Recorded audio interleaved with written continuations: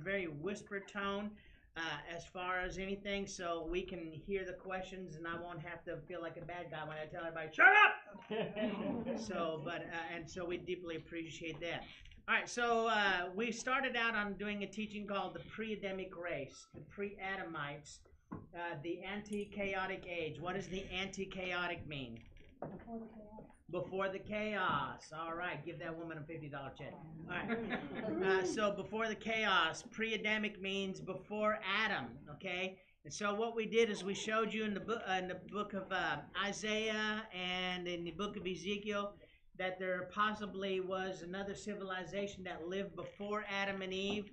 We took you through a journey throughout the Bible and looked at different prophets and so forth who talked about the pre-Adamic race, which gives us, I would say, a biblical explanation of how the dinosaurs and ancient civilizations were destroyed, how ancient civilizations may have been built, ancient megalithic structures that we cannot duplicate with the machines that we have now due to some angel technology. Everybody say angel technology. I know that sounds funny when we say angel technology, but we think that because there's angels and stuff, there should be fairy dust everywhere and these beautiful flowing robes and all that stuff. But you got to remember that angel technology, angels have, we found out in the scriptures, have swords and spears and chariots and horses and all that other stuff. So something more is going on than what's traditionally taught in the Bible. Any questions about anything that we've covered so far that you can think of? All right, so let's go ahead and we're going to look at, we're in section 7 tonight, and we're going to talk about Peter in the Bible. Peter is the CEO that took over Jesus' ministry when Jesus ascended into heaven. That is going to be on page, in my book, it's on page 100. Or 106. Page 106. Who'll give me 107? 107? Okay. So, pre-Adamic race. What we've learned so far, does everybody feel kind of comfortable now that this is possibly a biblical explanation of the disappearance of dinosaurs? Remember, Lucifer destroyed the world that then was. He destroyed nations. He destroyed kingdoms. He destroyed peoples. He destroyed sanctuaries. When we talked about the sanctuaries, we talked about the possibility that the pyramids that are all over the planet may have possibly been tied in with the sanctuaries. And because they're popping up all over the world, we're finding even more and more of those things on a continual basis. So let's go ahead and get started. Let's go to 2 Peter. 2 Peter. We're going to go ahead and dive into this. 2 Peter chapter 3, verse 5, this is what's been encoded in the New Testament, and Peter really hits the highlight of how this thing is doing within the churches, okay? Notice this. For this cause they willingly are ignorant of. Everybody say ignorant. Okay? For this cause they are willingly ignorant. What is willingly ignorant? Okay, we'll talk about that in a minute. That they're willingly ignorant of, that by the word of God the heavens were of old, and the earth standing out of the water and in the water. Say what? Out of the water, in the water. What was the earth doing? Out of the water, in the water. What is that talking about? So let's go ahead and break this down. The first thing I want you to see is that Peter said that people are willingly ignorant of, okay, this concept. The word ignorant there is the Hebrew word, which literally means this is something that's hidden. Okay? It also means that people just don't want to discuss it because it makes them uncomfortable, because if they do discuss it, this is the long definition, they're going to think that you don't know what you're talking about, or you're gone off the kilter, or you've joined a religious cult. Okay? So often, this is often used as an adverb, and it means it means unwittingly. People do not realize what they're talking about, is basically what you're saying. They're unwittingly talking about this, and it also means to be hid or unaware. So Peter's saying that there's something in the scriptures that people, they just don't know what they're talking about. Does everybody see that? They just don't know what they're talking about. And he gives an example. One of the things is how the earth was in water and out of the water. People don't know what they're talking about. Okay, are y'all still with me? Yes, sir. So, the word ignorant also means to be without knowledge. So now notice this. First it says that by the word of God the heavens were created. We got to remember that the heavens that we have now is not the heavens that were originally created. Okay? We found out that they were destroyed during Lucifer's rebellion. And we found out that God forbade some of the heavens to not shine their light upon the earth, because God said in the beginning, let there be light. And we talked about all that. We went into depths on that and so forth.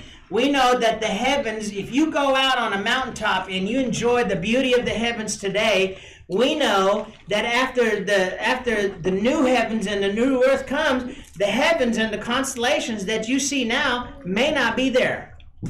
Because God said he's going to create a new heavens and a new earth. We talked also about how there's one of the planets, when you look at the planets in our solar system, there's a place where there's a bunch of rubble and asteroids and so forth, how there used to be a planet there, but is no longer there.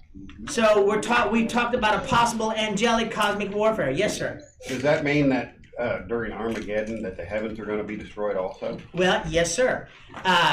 It's funny that you say that, because in the study guide that I'm working on for our next series on eternity, it says that the heavens will melt away with a great tumult, and the elements will melt. Well, what is a tumult?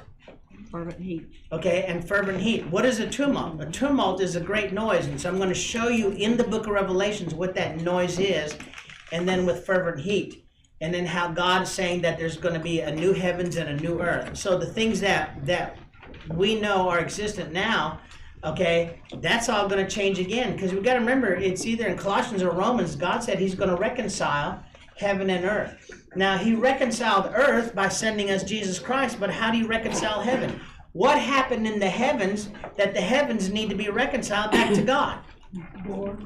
Okay, so is the heavens going to be destroyed during the apocalypse? The answer again is yes. Why? Because God said he's going to cause 1/3 of the sun, 1/3 of the moon, and 1/3 of the stars not to give their light. He says that the sun will be smitten. What does the word smitten? To smite mean? To smite is the word means to strike. It's where we get the word pugilism from, or box. The sun is going to be hit with something, and 1/3 of its light will not come upon this planet. So yes, the cosmos are going to be affected. So that's a great question. All right, now notice this. And the earth standing out of the water and in the water. Okay, I put there what? What is this talking about? So now we have to ask the question, the earth standing out of the water. There are two major floods in the Bible. The first flood is in Genesis chapter 1. This is called Lucifer's flood, okay? The second flood in the Bible is in Genesis chapter 7. That is called Noah's flood. Now, I want you to mark your place here, and I want you to jump to Appendix B.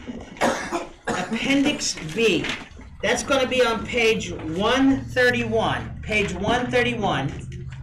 Appendix B. There are two main floods in the Bible. In Genesis chapter 1, the earth is covered in water. In Genesis chapter 7, the earth is covered in water. What is the difference between Lucifer's flood and Noah's flood? All right? So let's look at an appendix here. Appendix B. Is everybody there? Yeah. All right. So I want to show you the contrast, because this is what Peter's talking about. He said, people, when they talk about a flood, everybody assumes it's just Noah's flood. It's an assumption, but he's saying that they're ignorant. They don't know what they're really talking about. So one of the things that we find is the two universal floods. Okay, Lucifer's flood, Genesis chapter 1, that flood was there because of Lucifer's rebellion. Genesis chapter 7, that flood was because of man's rebellion. Are you getting any of this? Yes. Now, man's rebellion wasn't just man alone. Man had also cooperated with fallen angels to produce the giants. All right, and other atrocities, but we won't get into that for now. So I want you to look at the listing. Let's look at the listing. Where it says Lucifer's flood, the earth was made waste. And the earth was without form and void. That's the Hebrew words bohu and tohu. When you see the word was should be the Hebrew word became, and the earth became. And so we showed you in Isaiah and in Ezekiel how the earth became a wilderness. Okay, how it was destroyed. So during Noah's flood, the earth was not made waste. Why? Because once the waters went away, everything was still there. In Lucifer's flood, God had to command the earth to come back forth. Is that true? Yes. God had to rebuke the waters. God had to command the earth to come back, and then out of the earth, the things to spring back forth. So you see a difference there. In Lucifer's flood, the earth was made empty. The earth was without form and void. There was no man. There was no vegetation. There was no birds or nothing like that. In Noah's flood, okay, the earth was not made empty because God spared some humanoids. He spared some animals and so forth. We know that the vegetation was under the waters, and when the waters dissipated, the vegetation was still there. And Noah became a farmer again. Does everybody see the big difference? All right.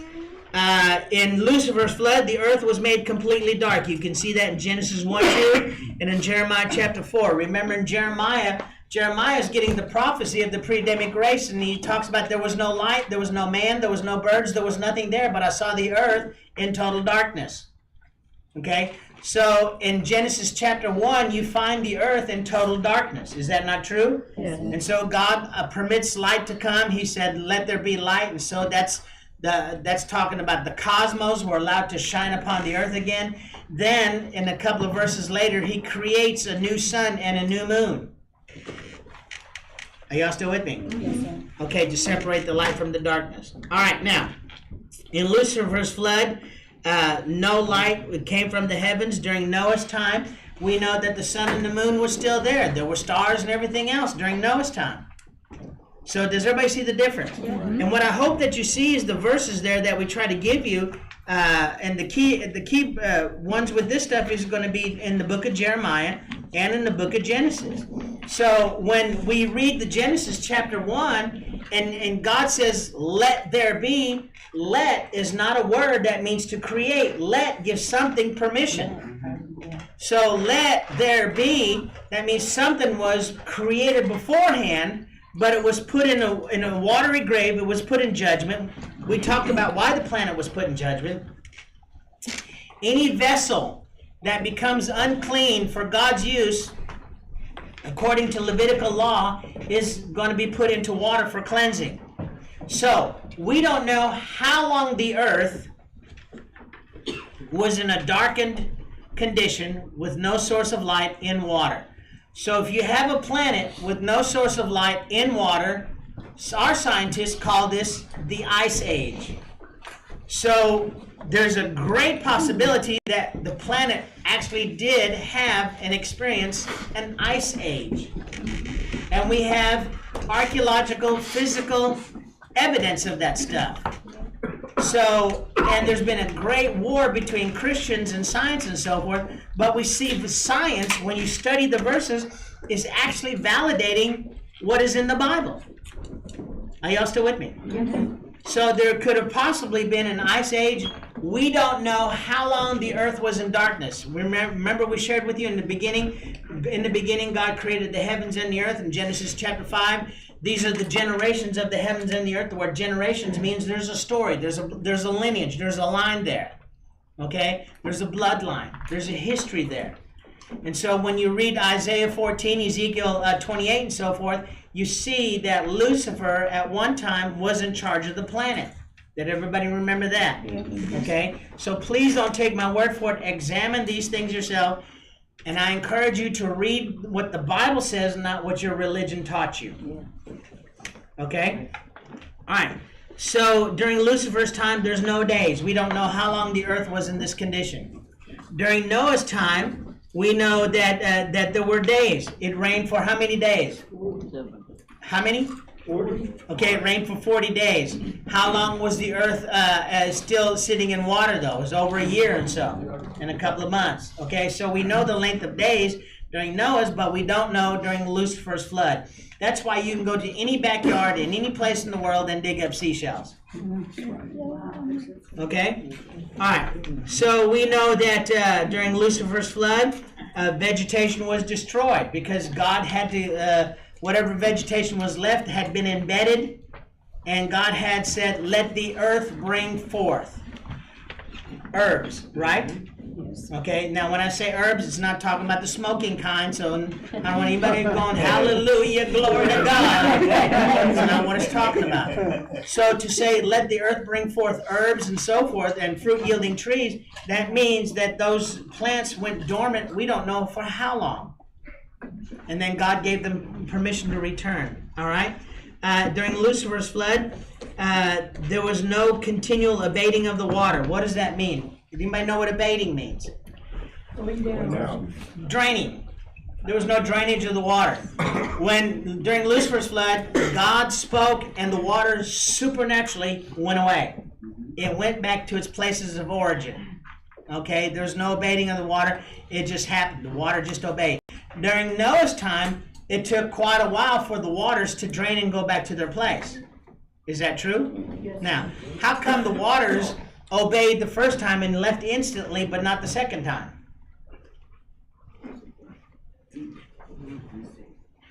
Is it possible that there was a hostility over Lucifer's rebellion? And because the waters had cooperated with Lucifer, because it says the whole planet came corrupt. See, when we read scriptures like that, folks, we think when we read scriptures like the whole planet came corrupt, we just think about the people and the things on it. Yeah. We don't think about the planet, the soil becoming corrupt. But here's where soil can get into sin. I know it sounds funny, but doesn't the Bible say even the rocks and the trees cry out? Yeah. Yes. Okay? So how does soil get into sin? Well, one of the ways it does in Levitical law is soil cooperates and it allows a hybrid seed to grow. Okay? We know soil can be a living entity because God caused the children of Israel to go into slavery for 70 years because man refused to give the soil land rest every 7th year. So when it says all of creation, it means everything created. Not just animal life, not just plant life, not just society, not just behavior, but everything created. So in Genesis chapter 1, we see the whole planet is in judgment. Are you getting this? Okay. Let me ask you a question to go way off track. When the children of Israel went to spy out the land, they brought out a cluster of grapes. How many men did it take to carry one cluster? Two. So these were giant-sized grapes. If you go to Israel today, they use the giant-sized grapes and 2 men carrying this cluster as part of their symbols and emblems over there. Okay? So again, the land had been corrupted. It had been polluted because it was producing things that God never ordained for it to produce. Are y'all still with me? All right. Any questions so far? Yes? Something just like the light bulb went off. Is it sometimes when the children of Israel went into a land, God would tell them to kill everything? Right. And I think that's just for purification. You're exactly right, Jeff. If you'll notice the pattern of God, there are times when God told the children of Israel, I want you to kill every man, woman, child, and animal. Then there's times when God says, when you take the city, I want you to spare every man, woman, child, and animal and take it as spoils. This is how these people got rich. So why would he tell them to kill one set of group, man, child, woman, animal, and everything else, but not another? That's because, remember, there were giants in the land, and it was the Nephilim bloodline, it was the angelic bloodline had caused the people's bodies, okay, to become polluted. And so God was trying to stop that. When you read about some of Moses, and especially Joshua, a lot of the Joshua wars, the campaigns you read about, those were giant wars. They were fighting giants. Okay? What did God say? Joshua, when you get into the land, you need to clear the land of the giants and take this land that I promised you. Is that true? Yes.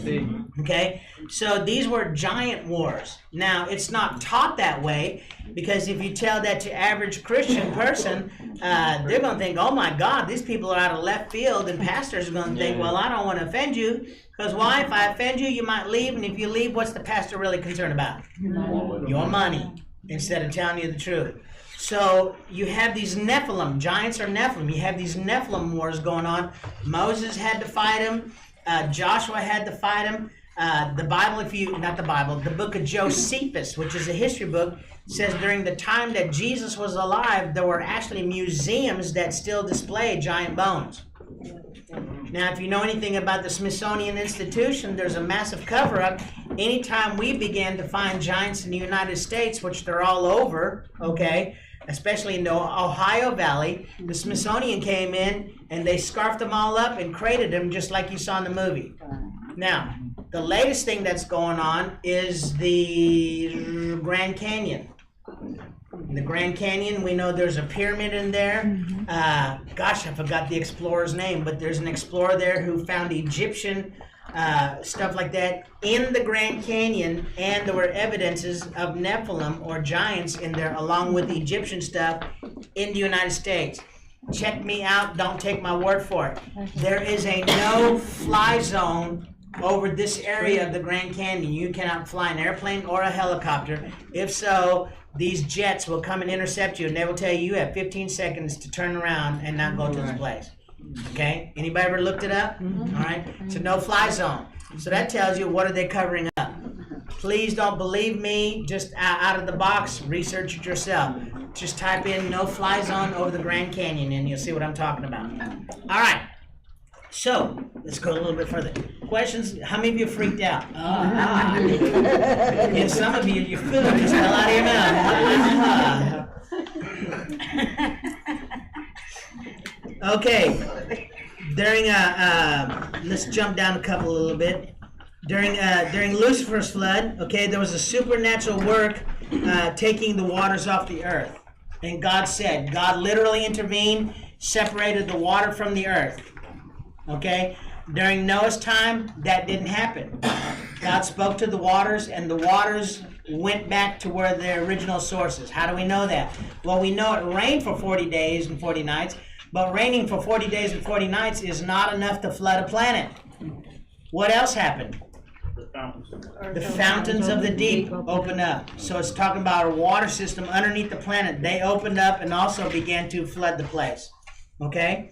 So on Lucifer's part, there was a supernatural act taking place. On Noah's part, it was a natural thing. God spoke it, and through the course of time, it just began to do that. Let's jump down a little bit more. During Lucifer's time, God put a bound on the waters. He put a parameter. He said he uses the sands and so forth to have a parameter. Now get this, folks. God said, here's where a lot of people miss it. God said he would never flood the earth again. He didn't say there would be floods on earth. He said he would never flood the whole planet again. Not that there wouldn't be floods on earth. Well, I'll say God doesn't know, just take a hike. All right. So in the book of, when it comes to Noah's flood, the boundary was already set. It says the waters went back to the original places where God had summoned them for. In Lucifer's flood, all fish and aquatic life was killed. Okay? The sun withheld its light from the earth. During Noah's time, okay, the fish survived. Are you getting this? Well, what did Noah eat? Fish. What's for breakfast, dear? Fish. What's for lunch, dear? Fish. Let me guess. Tonight we're having fish? Yes, we're having fish. Okay? Fish sticks, fried fish. We have bubble gum fish. We got boiled fish. We got fried fish. Yes, sir. So how is it that the fish kept from becoming contaminated like everything else? Good question. I don't know. The only thing that we do know is that if you do an in-depth study of the Nephilim, everybody know what the Nephilim is? Mm-hmm. The giants. If you do an in-depth study of fallen angels and the Nephilim, the giants and so forth, it says they corrupted all flesh. Okay? So now you can get into what we would call mythological creatures. So you have mermaids, you have mermen, you have the kraken, you have different creatures. And so we think that's mythology. But at one time, how do we know that these things did not actually exist?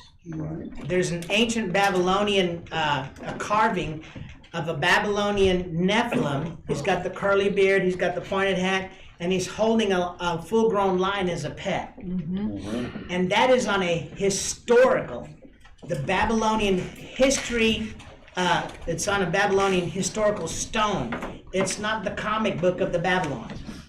So according to them, you only write down in history something that is real. Is that not true? Right. Okay. So the Babylonians even had dealt with giants and so on. You got to remember, the giants dispersed everywhere. Okay, during the time of Genesis chapter 10. If you ever saw the movie The 300 and so forth, when they're fighting even the giants, okay, according to a historical timeline, those things could have actually existed along with the Spartans.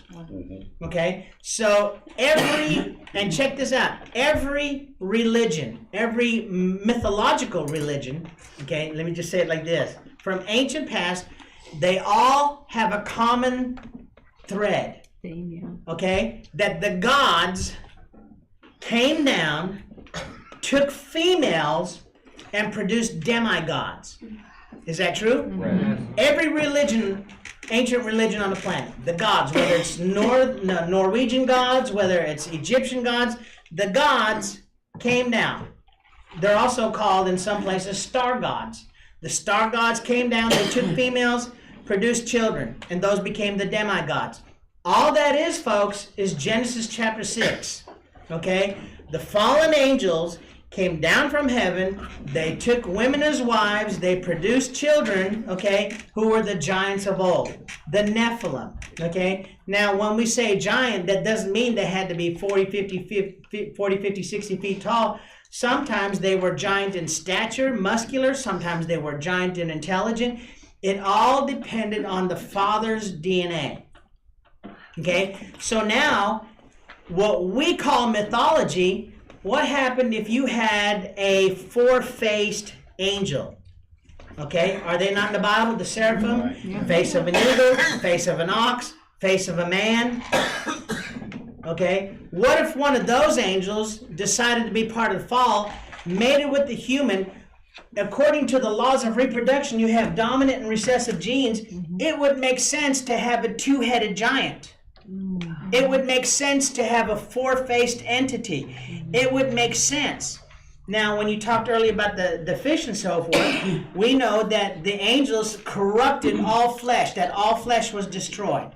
Okay? So that was upon the face of the planet, but we don't have any inkling on if they touched any of the aquatic life. But we don't know if Lucifer's rebellion did. Is there a clue about that? Yes. In the book of Revelations, the Bible says, woe unto the inhabitants of the earth, those that are on the earth, those that are in the earth, and the inhabitants in the sea. The inhabitants where? In the sea. In the sea. So what's living in the sea that you and I did not see? See? What's down there that we don't know? They've sure had a lot of things washing up on the shore lately that are not normal. Okay, how do we explain it? Is it some secret laboratory, military base, they're just letting it out? No, they're not going to do that. They're going to burn the evidence because they don't want people snooping into it. So that doesn't make sense. But there's stuff washing up on oceans everywhere, okay, that has been for years. If you study historically of unusual creatures that sailors and so forth, how many of you ever... Can I get in trouble? Yeah. Go for it. Christopher Columbus, in his captain's logs started at 57.93, reported that there were strange orange orb-like lights following him in the Nina, the Pinta, and the Santa Maria. What? I know, that's what I said, girlfriend. For real? Yeah. You're not gonna find that, 6th grade history. Okay? Write yourself a note and check it out. Don't take my word for it. Okay? If you want to study something interesting that's going to mess with your mind, okay, I've shared this time and time again. Type in UFOs in ancient religious art. Yes. UFOs in ancient religious art, and then you come up with an explanation. Okay, all the way from the Byzantine era, from the greats, Michelangelo and all those. Just look it up tonight. Okay, and don't holler because I'm off duty. Okay, so again, let me just pick up this one part. What is it that's underneath the earth? What is it that's in the earth? We know that the earth is hollow. No, it's not, Brother John. Well, Jesus told the thief on the cross, this day you will see me where? In paradise. Paradise is also known as Abraham's bosom, and we know that was underneath the earth. Okay? We know that underneath the earth there's at least 5 compartments, depending who you're talking to, either me or Robin. There's either 5 compartments or 7 compartments. We know that there's a place underneath the earth, listen, where angels are kept in chains. Yeah. We know there's a place underneath the Euphrates rivers where angels are kept in chains. According to the Muslim religion, when they go to Mecca and they go around that big thing, the angel Azazel supposedly is chained up underneath there, and that's why they throw sharp rocks on it. Did you know that? No. Research it. Yeah. So we know there's hollow places in the earth. Hello? I messed some of you up. I need a Starbucks. Okay. So again, we're bringing up things that people are uncomfortable talking about in churches. Well, we don't know. We like to make the Bible angels are this androgynous-looking men, flowing hair. They look like Fabio or Pastor John. They're buff. And, there's warring angels. There's angels with 4 faces. There's angels that have 6 wings. There's angels that the Bible says they're terrible to the sight. They will frighten you. That's why some of them, when they show up, go, hey, don't be afraid. If they have to say, hey, don't be afraid, what does that mean? Woo! And the first thing is, hey, don't be afraid. Okay? So there's a lot of stuff that's not being taught in churches, but we have historical evidences from different cultures in Genesis chapter 10, which is called the chapter of the nations. It shows you how all the nations got their religion. The continents drifted apart during the time of a man named Peleg. They all took the Bible incident and they began to embellish it and add their 2 cents worth. And like I shared before, if you have a Young's Concordance, not a Strong's, but a Young's Concordance, and you look up the name Noah in the Young's Concordance, it will give you different names of Noah, how he is known in different religions and mythology. Noah is known to the Greeks as Atlas. Okay? He's in China, he's known as Sing Dang Bang Dong Chua. Something very close to that. Sound like they're playing ping pong. But it's in there, okay? And so it says, by this we know, that the Isles of the Nations were formed. They all took the biblical account of what actually happened. And so when you study mythology is Satan's Bible of how he wants people to believe that he overthrew God the Father. What is mythology? In Greek mythology, there's the Titans that are coming together. One Titan comes and he overthrows Kronos, the father of all gods. Okay? Doesn't that sound like Lucifer? Okay? Wanting to overthrow God? And then they divided the heavens and the earth, Mount Olympus, it all ties into the Bible. It's all biblical. Okay? The names have been changed to cover up the deception by the enemy. That's it. Are you still with me? But that account is a lie. The biblical account is the reality. So you could literally, well, I don't want you to do that, never mind. All right, any questions so far? How many of you, your lid has been blown off? Good, we'll help you. When I say lid, I mean your top, not the lid that you... All right. Down at the very bottom, in Lucifer's flood, there were no fowls left. Remember in the book of Jeremiah, Jeremiah said, he said, I saw the earth, but all the birds had fled. In Genesis, we know there were birds left because Noah had some on the ark. You know what I want to know is, when he let out that first raven and it never returned, where in the Sam Hill did it land? That's a long flight. Because a couple of days later, I mean, either that, you know, a shark must have jumped up, man, whatever. All right. During Noah's time, there were fowls that were left, okay? During Lucifer's time, there were no animals left. Remember, the Bible tells in Isaiah 14 and stuff like that, he destroyed everything on the planet. Okay, during Noah's flood, the animals were spared. Okay, are y'all still with me? Yes. All right. During Lucifer's flood, no man was left. Remember, it also said in Ezekiel 28, Isaiah 14. I don't know why I didn't add those there. Forgive me. Ezekiel 28, Isaiah 14. He said that Lucifer destroyed the kingdoms, the nations, and the people there, and he left no stone unturned. It tells us right there in that verse, there's not going to be any physical evidence of that. So mankind came up with, well, we've got the missing link. We came from monkeys. Yeah, I met your dad. You're right.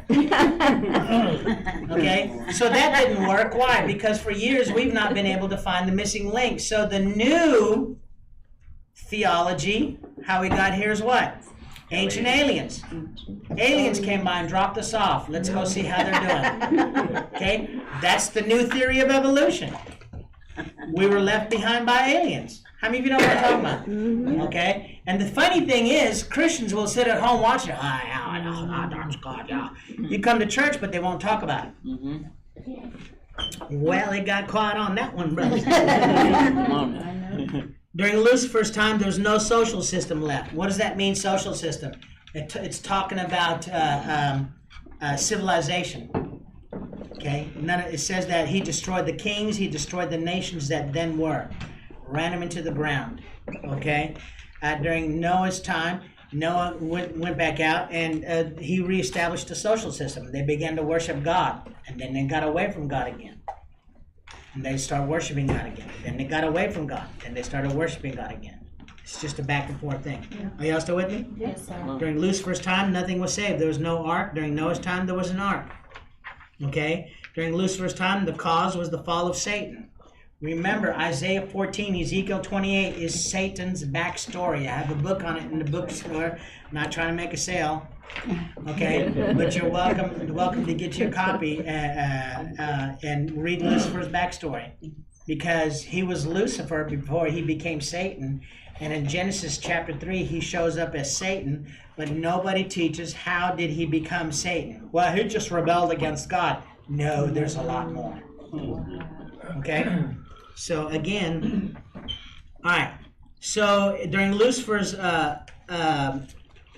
flood, the result that was necessary for God to establish new life completely altogether, other than the stuff that he put into a dormant state, and when he said, you know, let there be. He said, let the waters bring forth, right? Let the water. So something was within the waters and so forth that had been dormant, we don't know for how long. Okay? During Noah's time, okay, everything was still present. So let's take a break and we'll go back to Peter, section 7. Take a break.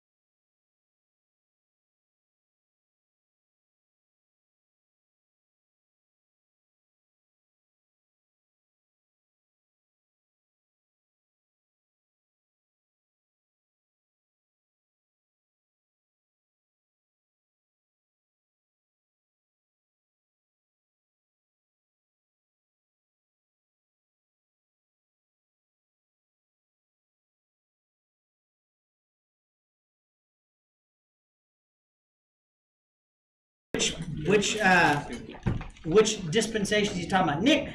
I just had a comment that would maybe strengthen Lucifer's flood a little bit. Okay. The fact that like there couldn't have been fish either at that point if there's no light and no heat. Everything would have been absolutely frozen. Right. Nothing would have lived.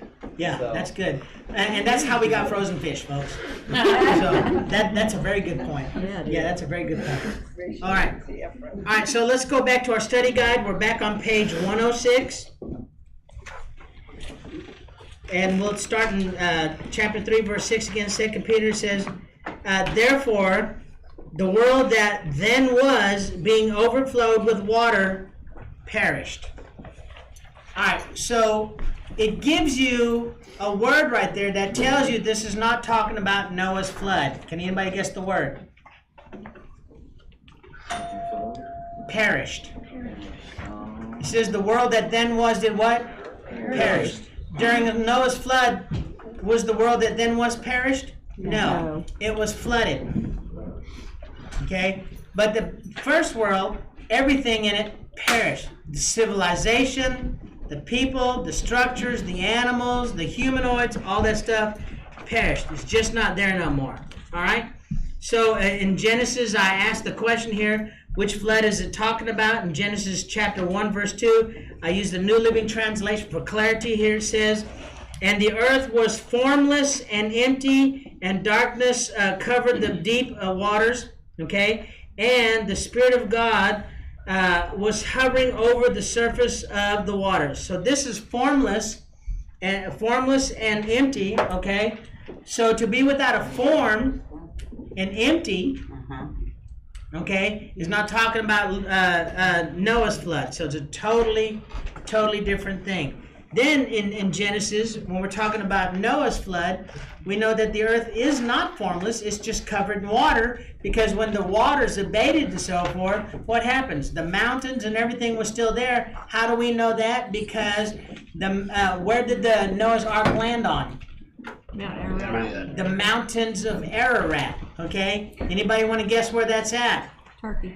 Modern day Turkey. Okay, in modern day Turkey, where is the seat of Satan according to the book of Revelation? Turkey. Remember Pergamos. It says where Satan's seat is. Remember, Satan has a seat, he no longer has a throne. Okay, out of Turkey and so forth.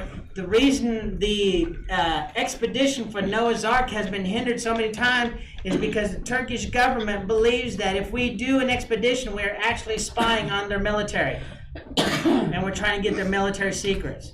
But the evidence was there. If you do any studies on that, back in the 40s, a pilot actually saw Noah's Ark on the mountain range. They actually were able at one time to send up an expedition. When they got into Noah's Ark and so forth, looked around, it was so much covered in flies and so forth that they had to leave. To me, that simply means God didn't say it's not time yet. Okay?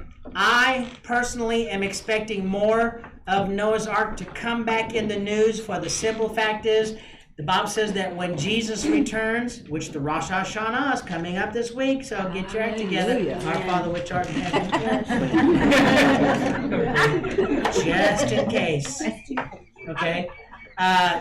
If it was during the days of Noah, so shall it be during the coming of the Son of Man. So if Noah's Ark was around there that time, maybe that has to be around during the time of his return. Just a speculation, something for you to think about. Does anybody have a question? Say it all, hear it all. All right, so let's go a little bit further. Genesis chapter 7, verse 19. And the waters prevailed exceedingly upon the earth, and all the what? High hills, okay, that were under the whole heavens were covered, okay? Notice it didn't go without form and void. It just covered everything, okay? 15 cubits upward did the waters prevail, and the mountains were what? Were covered. So the whole planet was covered with water. But it didn't make it without form and void and so forth. So let's jump back to 2 Peter chapter 3. Verse 7. But, so now we have to, what are we butting about? Okay, what we talked about in the other verses. But the heavens and the earth, which are now by the same word, are kept in store. Okay, what is this present condition actually being done? It's just being kept in store. So it's not the final result. Why? Because we know there's going to be a new heavens and a new earth. Right? Okay, so right now the planet is just being kept in store. All right? Reserved unto what? Fire. Fire. Because God promised not to flood the earth again. So God is going to redo the whole planet with fire. We're going to talk about that when we do our study on eternity and so forth. Why fire? Number one, to honor his word. He promised not to flood the planet again. And number two, it's like a forest fire. Once everything's burned out, it always grows back more plush and more green and more fertile. Right? Plus, fire burns off the impure elements and so forth. So he's going to refurbish it. Everybody say refurbish it. With fire. So reserved unto fire against the day of judgment. The day of judgment is when? Whenever he decides. Okay, the day of judgment is the battle of Armageddon, folks. Okay, so there's going to be fires and so forth. And perdition of what? Ungodly men. What is perdition? Hell. Huh? Hell. Okay, close. Perdition simply means they're doomed. Okay, so if we have, anybody ever hear the Bible phrase, son of perdition? Yes. Who's the son of perdition? Satan. The Antichrist. The son of perdition. The son that is destined to be doomed. Okay, the son of perdition. The lawless one. All right, so I want you to see a couple of things here. It says the perdition of what? Ungodly men. Now, so what we need to do, let's examine some evidence and so forth. The word was there is the Greek word cosmos, and it means social system. Okay? So when you read the word world there, it doesn't mean the planet. It's talking about the civilization that is existing at that time. And God is saying that the civilization that is existing at that time will be destroyed by fire. The civilization that existed during Lucifer's time was taken care of through a universal, it's a planetary flood. The social system, okay, the social system that was existed during Noah's time was destroyed by a universal or worldwide flood. So that's two floods. God says, I'm not going to flood the earth again. Matter of fact, I'm going to put a reminder to myself, to everything living. And what did he put up in the sky? Rainbow. The rainbow. Okay, it has nothing to do with LGBTQRSTUV. It's God's promise. All right, not to flood the earth again. So he says the world, the social system. So basically what he's getting rid of is not the planet, but the system. Now, how many of you know that the system that's coming up now is the system of the Antichrist? Yeah. Okay, we're calling good evil, evil is good. Okay, you and I are the enemy. Yeah. Okay, we're Christians. We're supposed to be the people with morals. You just can't sleep with animals and kids. Sir? Not super important, but do you think that before the flood happened, because there was the canopy around the earth, that there was actually rainbows before that, or was that the first maybe rainbow that God created because of? I don't think there was a rainbow then, for the simple fact that the chronological order says that God set the rainbow in the sky For a token of the covenant. for a token of is it the Solaric? No. It's a covenant that he made with all of creation. So I don't think it was there at the time. The interesting thing about the canopy, though, is that there's a possibility that everything that existed at that time, because of the pure oxygen content and the canopy and everything else, that the civilization that then existed is not the same or the same size as the civilization that's existed today. Okay? If you get extremely sick and so forth, and you want to literally recharge or reset your metabolic system, the best thing to do is get into a hyperbaric chamber, right? Mhm. Yes. What is a hyperbaric chamber? Pure oxygen. Now we don't have pure oxygen no more. But the canopy, if you have pure oxygen, how many of you know your body literally renews itself every 7 years? Okay, so if your body literally renews itself every 7 years, why do we die? Because of the sin nature. Okay, now when you get saved, you don't have to embrace that sin nature, but then there's things that we do to speed along our dying process. We take in chemicals, we do this, we do that, and so forth, and that speeds up the dying process. Okay, especially when we're young. I don't know about you, when I was young, I used to eat gunpowder and urinate vinegar. Now the most interesting aisle to me at Walmart is the vitamin aisle. How many of my peeps do I got in here? Yeah, Flintstones, chewables, woo, woo, woo. Okay, when, one time we used to talk about guns and cars, and now it's like, what are you taking? I don't know, what are you taking? So society.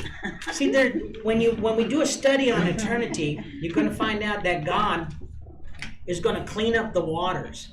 It literally says in the scriptures, for the healing of the water. Wow. We are water. Yeah. Okay? With just a little bit of dirt in it. So basically, we're just mud. Okay? Some of us do it backwards, so we're dumb. No, let me not go there. But we're predominantly beings made of water. Over 70-something% of our body's water. Okay? But because of the water we drink now, okay, is not water. I'm going to shock some of you. The water you drink now or use now for your showers and cooking comes from somebody else's toilet. A couple of cities over. And it goes to this cleaning process. It goes to that cleaning process. It goes to that cleaning process. So whatever went down the toilet, they filtered it to the best of their ability. And then they added fluoride to it, which is not that good either, and said, here, drink. Okay? Wow. So, again, it's mankind killing mankind. Whoa. Are y'all still with me? All right. So now we don't say drink water, now we've got to hydrate. All right. So it's a destruction of the social order that was at that time. Everybody say the social order. All right. So let's establish a couple of points concerning this, okay? Because what this does, it validates verse 7 in Peter, that this is talking about the pre-Adamic race, because remember, it perished. The social order perished. During the time of Noah, it didn't perish because Noah reestablished the social order once the waters abated. Right? Mm-hmm. All right, so point number 1. This would be before what we know as existence now. Point number 2, okay? There is a distinction between the two worlds. The world that then was, being overflowed with water, perished. And the world that now is. Did everybody see that? The world that then was. And then it says, in the world that now is. So if the world that then was and the world that now is, the world that now is, when did the world that now is get started? Noah. Once for yes, twice for no. Okay, thank you, Max, for that demonstration. Okay, so there was a world that then was, it was destroyed. The world that now is was started during Noah's time. Are we not a remnant of Noah and his children? Yes. Okay, so there's talking about two different worlds. And this is what Peter's talking about. He said, you've got people in church talking about stuff they don't know what they're talking about. Now, please, let me make a disclaimer. We're not trying to say we know it all or that we're know-it-alls or we got it all right, because I'm sure, I'm sure we've missed it many times and so forth. But this is what the Bible is this is what Peter's saying, that sometimes people just get up there and they just put everything together and just a hodgepodge of stuff. When we start studying in eternity, I'm going to show you some scriptures that are just going to shock you. That, wow, that's been there all along. There's scriptures that we take out of context. Like I tried this morning to, some of the, how many of you were here for this morning? Okay? some of the scriptures that we've been taught have been used out of context. Okay? And again, I ask you to draw your own conclusion on that. So it's talking about two different world systems. Let's go to 2 Peter chapter 3, verse 10. On page 110, we'll begin to wrap this thing up. Ooh, no, this is, man, oh gosh. We're going to stop right here because I need to get into this. Are we on page 106? Skip 108. 108? Did I skip? 106. Did I skip a page? Oh, good. I spare you. All right. I was fixing to. I'm going to have to shred this thing because some of you are going to get messed over. Oh, why my pages are sticking together today? It will just not. In the name of Jesus!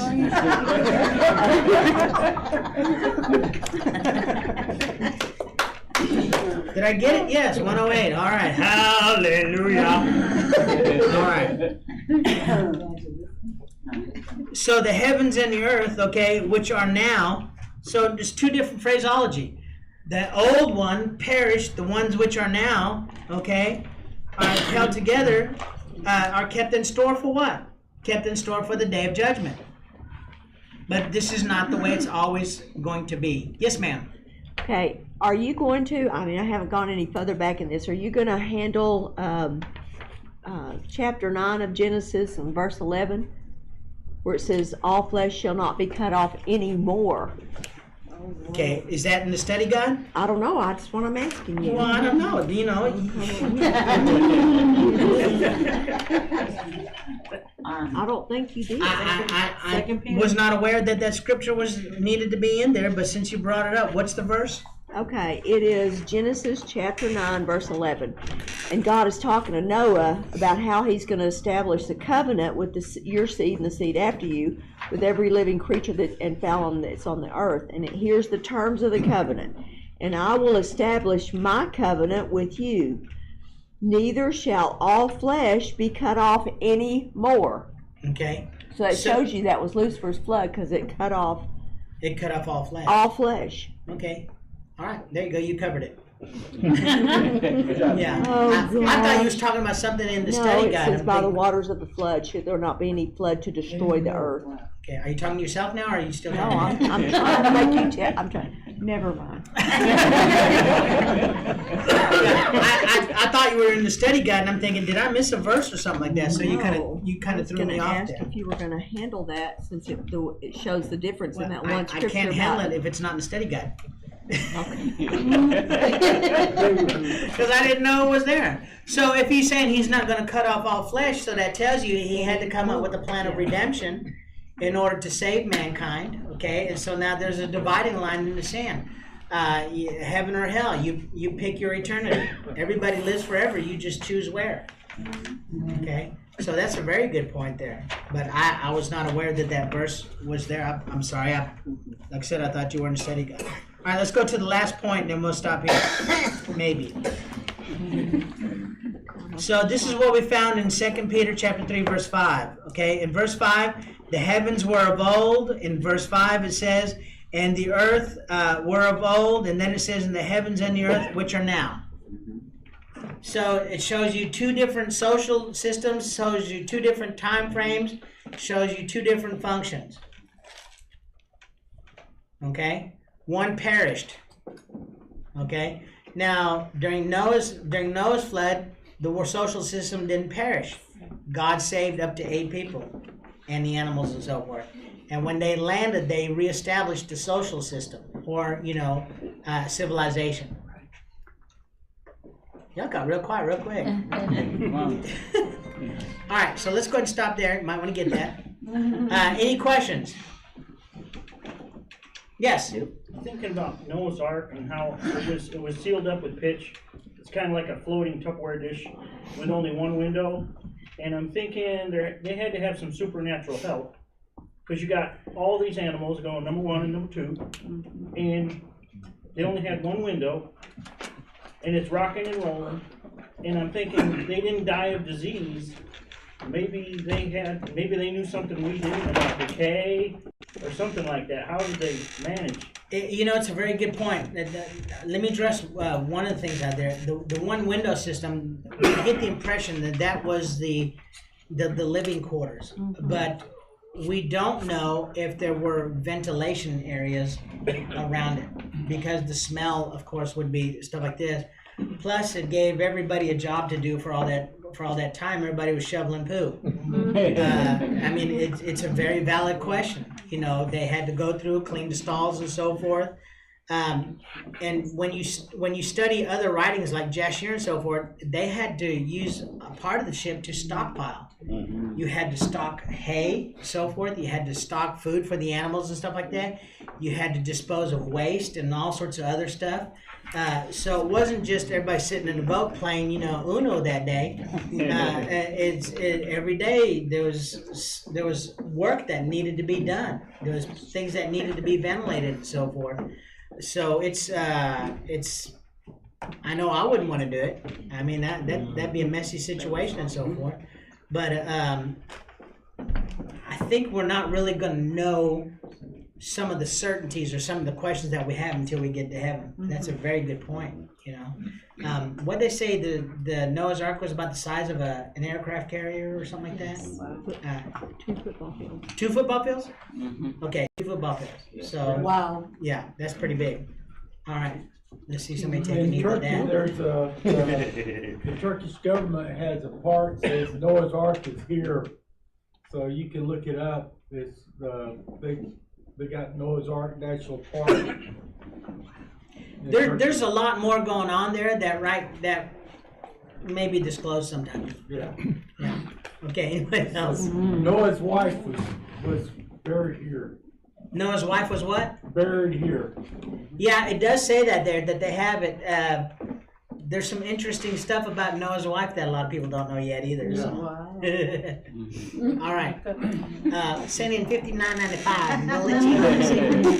All right. Any other questions? All right. Any Bible prophecy updates? Brother Solomon and I were talking earlier. Why are we sending troops to Antarctica? Oh. Yes, ma'am. We did see in the news this week that the rabbis in Jerusalem Yes. had said that the red heifer that they had, that Texas man that shipped it over there and said, here's the red heifer, here you can do it for sacrifice. But they found in scripture where it had to be born in Israel. So this man sent over some of the eggs and they implanted it, and they came out with a perfect red heifer. It was born in August. And they said that they think that the Messiah is fixing to come right now because they think the Messiah is going to show up and do the sacrifice himself. So they're looking for the ashes that, they have original been saving ashes all this time, that they have to mix them together. So they think they know where the ashes are, so they think that they can start actually on the third temple. So the Jews are thinking the Messiah is coming almost immediately. Okay. Now you have to remember, in eschatology is the study of what? End times. Eschatology is study of end times. That, like the Muslims, the Jewish Messiah is actually going to be the Antichrist, because right now they're rejecting Jesus, and later on, during the Battle of Armageddon and so forth, they're going to accept Jesus as their Lord and Savior. Okay? So, but if they're believing that the Messiah is going to come, how much more so then should we believe that the Messiah is going to come? Okay? All right. Anything else? Yes, ma'am. What was the news place online that we could look for accurate things like that? Well, you had said you had to, certain places you would there's several sources. I wouldn't trust Fox or CNN or any Right, yeah. NBC, ABC, none of those things. No. British Broadcasting, the Yeah. BBC. Thank you. The BBC is a good one. There's a couple individuals that are going through major conflict that they're trying to get off the air. Steve Quayle has a news site.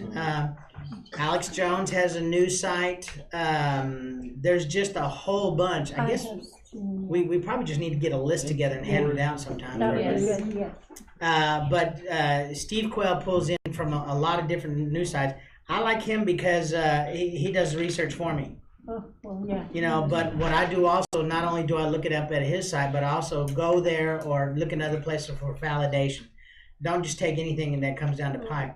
But what she's talking about, the ashes of the red heifer, they need that stuff in order to start sacrificing unto the Messiah again like that. So if the Jews are believing that the Messiah is going to come, you got to remember that you and I, we're ahead of the game. If they believe he's coming for them, how much closer are we then? Okay, so that's a very good point. Anybody else?